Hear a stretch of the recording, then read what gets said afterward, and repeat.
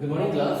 Today we are going to study features of fundamental forces. Actually this is the continuation of previous class. We have done up to I guess if I am not wrong up to electromagnetic force. Okay. Now today we will study from nuclear force, that is strong nuclear force. Nuclear force is divided into two forces, strong and weak. Okay. This nuclear force is divided into two forces. Okay, one force is strong nuclear force, another one is weak nuclear force. Okay, weak nuclear force. So we will discuss today about strong nuclear force and about weak nuclear force. Okay. So let us continue.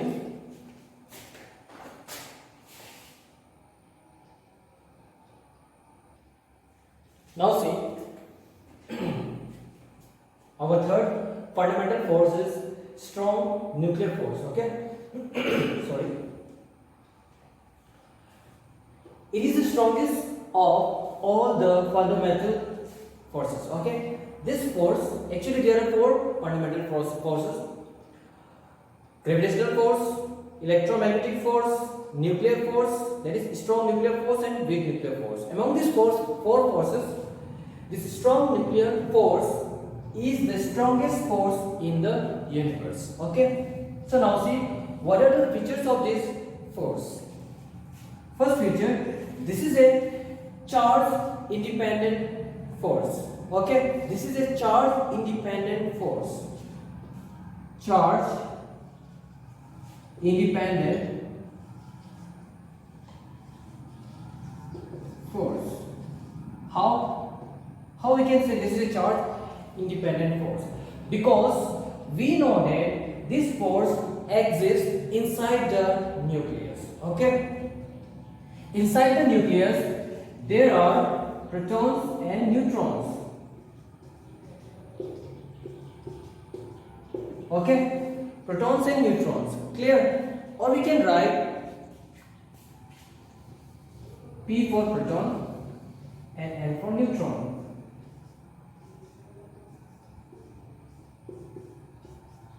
Okay? Clear? Now we know that proton they are positively in charge, so there must exist electromagnetic force, that is electrostatic force between proton and proton. Clear? So why they are not repelling each other? Because they are of same type, that is plus charge. Why proton are not repelling each other? Now see, due to the existence of this strong nuclear force bind these nucleons inside the nucleus, irrespective of their charges. Okay, nature of the charges. Okay, means proton there is also nuclear force between proton, and that nuclear force binds this proton and proton together. Okay, or make them live together inside a small region called nucleus. Now see again, neutron and neutron, there is also nuclear force between neutron and neutron. This neutron and neutron also applying nuclear force, that is strong nuclear force. This proton and proton, they are also applying nuclear force, or there is also nuclear force between them, irrespective of their charge. Because if you consider charge, then proton and proton must repel each other. But irrespective of this charge, there is a force, that is strong nuclear force, which is charge independent force. Okay, means the magnitude of force between proton and proton is equal to the magnitude of force between neutron and proton and neutron and neutron. Okay, that is force between proton and proton, neutron and proton, same magnitude of nuclear force. Okay, got it? because this force is charge independent force. Now see, the range of this force is very small, and this force is the range of this force is 10 to the power minus 15 meter. This is actually size of the nucleus. Okay, or we can say nucleus size. The range is very small, therefore this force only exists inside the nucleus. Clear? Now next, this force is 100 times stronger than electromagnetic force, and you know electromagnetic force is 10 to the power 36 times stronger than gravitational force. So which one is stronger? Nuclear force is very much stronger of all the four fundamental forces. So it is 100 times stronger than electromagnetic force. Okay, electromagnetic force. Clear? So what are the properties? Charge independent. It is a short range force. Okay, the range is 10 to the power minus 15 meter. This is also called sometimes Fermi. Okay, 100 times stronger than electromagnetic force. Clear? So our next topic is, there are more properties also. You can go through the book and study more properties of nuclear force. Okay, now next force is weak nuclear force.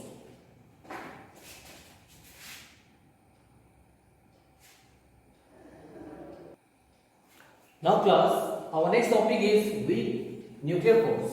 Okay, so this weak nuclear force is also a force which exists inside the nucleus, or this force exists during the time of nuclear process. Okay, it exists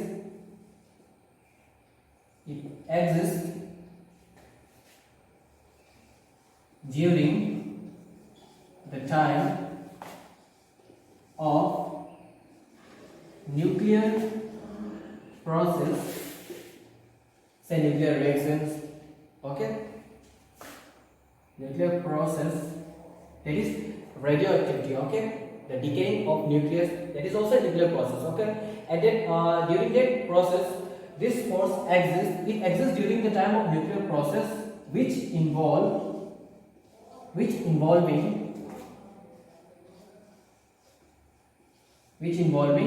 neutrino and antineutrino.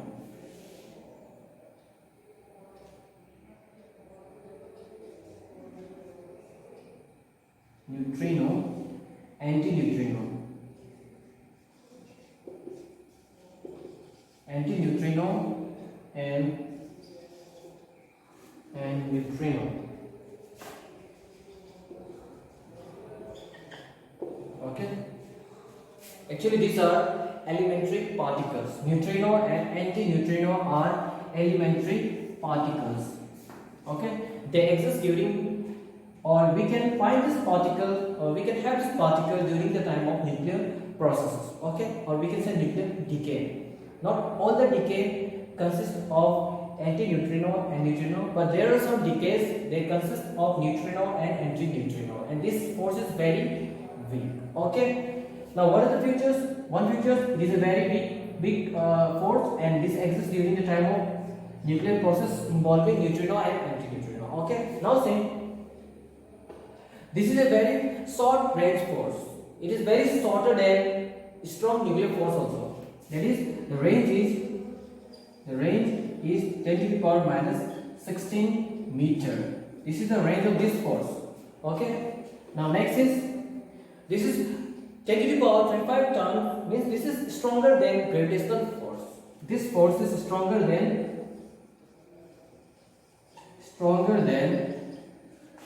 gravitational force. Gravitational force. And how much time? 10 to the power 25 times. Okay, 10 to the power 25 times stronger. Okay, clear? These are some properties of weak nuclear force. Okay, you can go through the book and have more properties of this weak nuclear force. Okay, clear? Now next topic we will learn about nature of physical laws. Okay, nature of physical laws.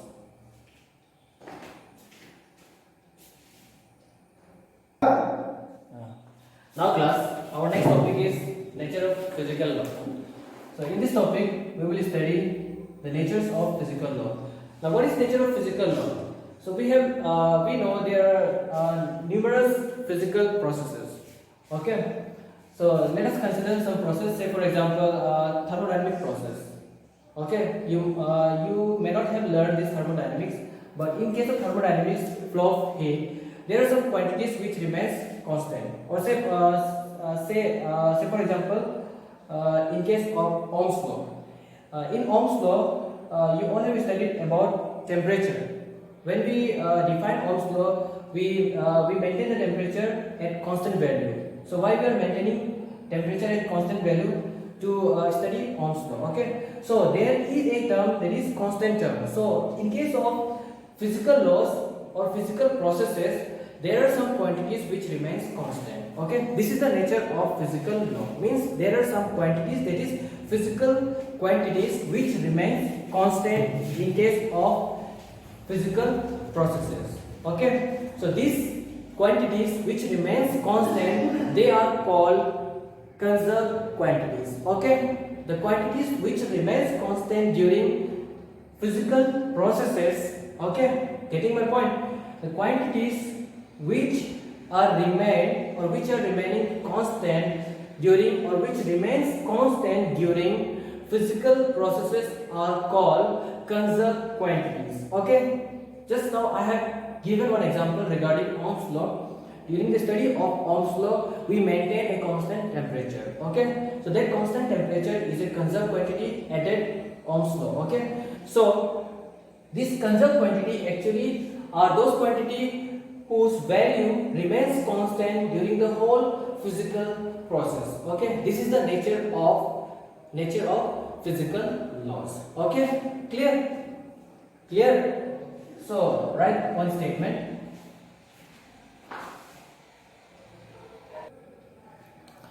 So some quantities which remains constant during the whole physical process are called conserved quantities. Okay. Conserved quantities. This is actually the nature of physical laws. Okay. And we will study what are the laws in nature, the basic laws in nature. Okay. Laws in nature, laws or physical laws. Physical laws. Okay. Now the conserved quantities, example of conserved quantities are, example, temperature, okay, pressure, volume, etc. Okay, these are some conserved quantities we generally use in case of physical